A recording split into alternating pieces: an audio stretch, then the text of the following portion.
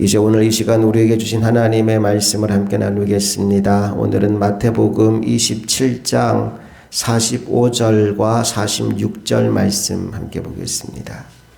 마태복음 27장 45절, 46절 두 절 말씀 다 같이 합독하여 읽겠습니다. 시작. 제6시로부터 온 땅에 어둠이 임하여 제9시까지 계속되더니 제9시쯤에 예수께서 크게 소리질러 이르시되 엘리 엘리 라마 사박다니 하시니 이는 곧 나의 하나님 나의 하나님 어찌하여 나를 버리셨나이까 하는 뜻이라. 아멘. 주님이 십자가에 못 박힌 시간은 우리 시간으로 계산하자면 오전 9시였습니다. 그리고 12시가 될 때까지 3시간 사이에 우리 주님은 우리가 앞에서 나누었던 세 마디의 유언의 말씀을 나누셨습니다. 자신을 못 박는 이들을 바라보며 저들을 용서하여 주옵소서라고 기도하셨고, 한편 강도를 향하여는 내가 오늘 나와 함께 낙원에 있을 것이다 라고 말씀하셨어요. 그리고 십자가 아래에 있는 어머니와 사랑하는 제자 요한을 바라보며 보라 내 어머니라 라는 말씀을 세 번째로 남기셨습니다. 예수님이 이렇게 세 마디 유언을 하신 다음 3시간 가까이를 침묵하셨습니다. 그리고 네 번째로 내뱉었던 말씀 엘리 엘리 라마 사박다니 나의 하나님 나의 하나님 어찌하여 나를 버리셨나이까 라는 말씀을 가장 극심한 고통 가운데서 울부짖듯이 토해내셨습니다. 45절 말씀을 다시 보시면요. 제6시로부터 제9시까지 이걸 우리 시간으로 환산하면 6을 더해주면 됩니다. 그러니까 정오 12시부터 오후 3시까지 3시간 동안 온 땅에 어둠이 임했다라고 나옵니다. 이것은 어떻게 설명할 수 없는 초자연적인 어둠입니다. 그러니까 태양이 빛을 잃은 거지요. 그 3시간 동안 주님은 어떤 경험을 하셨을까요?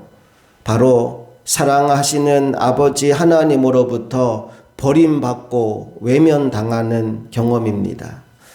예수님은 이 땅에서 사역하시는 동안 단 한순간도 하나님과의 단절을 경험하신 적이 없으십니다. 주님 입으로 그걸 아주 많이 말씀하셨거든요. 우리 몇 군데만 한번 찾아볼게요. 요한복음 8장 29절을 한번 찾아볼까요? 요한복음 8장 29절 다 같이 읽어봅니다. 시작. 나를 보내신 이가 나와 함께 하시도다. 나는 항상 그가 기뻐하시는 일을 행함으로 나를 혼자 두지 아니하셨느니라. 나는 항상 나를 보내시니 하나님과 함께 한다라고 말씀하셨죠. 우리 16장 32절로 한번 가볼게요. 요한복음 16장 32절 또 함께 읽어봅니다. 보라 너희가 다 각각 제 곳으로 흩어지고 나를 혼자 둘 때가 오나니 벌써 왔도다. 그러나 내가 혼자 있는 것이 아니라 아버지께서 나와 함께 계시느니라. 아멘. 너희들은 다 나를 버리고 떠나갈 수 있지만 아버지 하나님은 나와 함께 계신다라고 말씀하셨어요. 그런데 그랬던 주님이 지금 그 사랑하는 아버지로부터 단절되는 경험, 버림받는 경험을 하고 계신 겁니다. 이유가 뭘까요? 바로 예수님이 우리 죄를 짊어지시고 죄 그 자체가 되셨기 때문입니다. 고린도후서 5장 21절 말씀을 보면 십자가 위에 달리셨을 당시 주님이 어떤 상태였는지를 우리에게 이렇게 묘사해 줍니다. 고린도후서 5장 21절 또 다 같이 한번 읽어볼게요.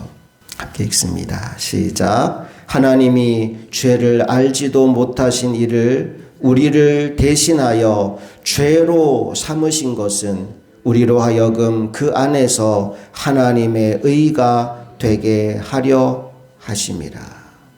예수님은 죄를 알지도 못하시는 분이에요. 그런데 십자가 위에서 어떤 일이 벌어졌느냐 하면 우리를 대신하여 죄로 삼으신 바 되었다라고 말씀합니다.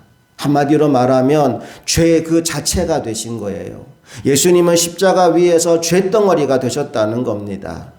우리를 살리시기 위해 우리의 모든 죄를 그분이 짊어지셨다는 거예요. 그런데 하나님은 너무나 거룩하신 분이어서 죄와 함께 하실 수가 없습니다. 그래서 지금 그 십자가 위에서 쇳덩어리가 되신 예수님은 자신의 생애 가운데 한 번도 경험한 적이 없었던 하나님과의 단절을 경험하고 있는 겁니다. 그리고 그 고통은 우리 주님에게 있어서는 다른 어떤 고통보다도 매맞고 찔리고 못 박히는 그 고통보다도 더 극심한 고통이었습니다. 그래서 오늘 이렇게 울부짖고 있는 거예요. 엘리 엘리 라마 사박다니, 나의 하나님 나의 하나님 어찌하여 나를 버리셨나이까. 사랑하는 여러분, 여러분은 하나님과 단절되는 것 때문에, 하나님의 은혜가 느껴지지 않는 것 때문에 혹시 괴로워하고 아파해 본 적이 있으신가요? 혹시 지금 하나님 없는 삶을 살아가고 있으면서도 아무런 감각 없이 지내고 있진 않나요? 한때 다윗에게 이런 시간이 있었습니다. 바로 우리아 안에 밧세바를 범하고 또 우리아를 전쟁터에서 죽게 만들고 그 죄를 감추면서 보냈던 시간입니다. 1년 정도의 시간이 지나간 후에 나단 선지자가 다윗을 찾아와 그의 죄를 지적합니다. 그리고 그때 다윗은 통에 자복하며 시를 한 편 쓰게 되는데 그 시가 시편 51편입니다. 우리 한번 시편 51편 11절과 12절 말씀을 한번 읽어보겠습니다. 시편 51편 11절 12절 시작. 나를 주 앞에서 쫓아내지 마시며 주의 성령을 내게서 거두지 마소서. 주의 구원의 즐거움을 내게 회복시켜 주시고 자원하는 심령을 주사 나를 붙드소서. 죄를 감추고 살았던 지난 1년의 시간 동안 다윗이 경험했던 일들을 이렇게 표현합니다. 주님 앞에서 쫓겨나는 마음으로 살았대요. 성령이 떠나가시고 구원의 즐거움마저 사라졌습니다. 예배를 멈추진 않아요. 예배를 계속 드렸어요. 그런데 아무리 예배를 드려도 하나님이 그 예배를 받으신다고 하는 느낌이 없어요. 16절 말씀으로 가볼게요. 시작. 주께서는 제사를 기뻐하지 아니하시나니 그렇지 아니하면 내가 드렸을 것이라. 주는 번제를 기뻐하지 아니하시나이다. 아무리 예배를 드려도 하나님이 그 예배를 받지 않는 겁니다. 여러분, 이것이 죄를 감추고 살아가는 사람들에게 나타나는 현상입니다. 하나님과의 단절, 영적인 어둠이 그를 지배하는 것이지요.